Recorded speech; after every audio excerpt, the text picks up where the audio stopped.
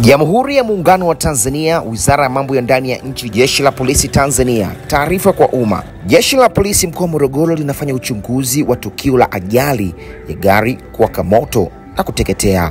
Tukio hilo limetokea Disemba 9, 2025 asubuhi eneo la Maseyu, Kona Kari, kata ya Gwata, wilaya Morogoro. Gari lenye namba za usajili T947 DVR aina ya Tata likisafiri kutoka Dar es Salaam kwenda wilaya Malinyi mkoani Morogoro, likiendeshwa na Halfan Omari, dereva na mkazi wa Mbezi, Dar es Salaam, likiwa na abiria 40, likiwaka moto na kuteketea. Tukio hilo hakuna abiria aliyepata madhara.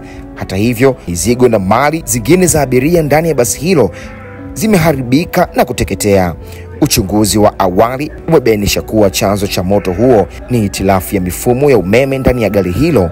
Uchunguzi zaidi unaendelea. Jeshi la Polisi linawakumbusha wamiliki wa vyombo vya moto kuwa na utamaduni wa kufanya matengenezo ya mara kwa mara na magari yao, hasa yanayobeba abiria, ili kuokoa maisha ya watu na mali zao. Imetolewa na Kamanda wa Polisi mkoa wa Morogoro.